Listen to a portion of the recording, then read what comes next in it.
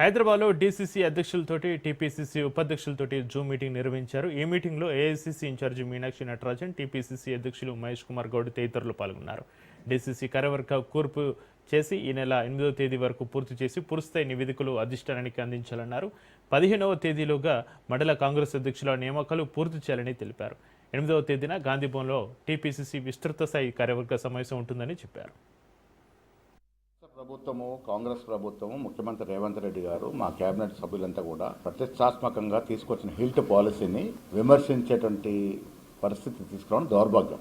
ఢిల్లీ పరిస్థితి చూస్తే బాధేస్తా ఉంది. భారతదేశ క్యాపిటల్లో ముక్కును మూసుకొని వ్యవహరిస్తున్న తీరు అత్యంత కాలుష్య నగరంగా మారినటువంటి పరిస్థితి. అలాంటి పరిస్థితి హైదరాబాద్ రాకూడదని నడిమొడ్డున్నటువంటి పరిశ్రమలన్నీ కూడా ఔటర్ రింగ్ వెలుపలికి పోతే కాలుష్యం నియంత్రించవచ్చు. ఆ పరిశ్రమల చోట ఖాళీనటి స్థలాల్లో ప్రజలకు అందుబాటులో తీసుకొస్తే ధరలు దిగి వస్తాయి, సామాన్యుడికి అందుబాటులో వస్తాయని ఒక మంచి ప్రణాళికతో దూరదృష్టితో హిల్ట్ పాలసీ తీసుకురావడం జరిగింది. కేటీఆర్ గారికి విమర్శించే అవకాశము ఎక్కడిది? మీరు 10 ఏళ్ళు యథేచ్ఛగా హైదరాబాద్ రాష్ట్రాన్ని అమ్మేసుకున్నారు కదా. ఇలా ట్రాఫిక్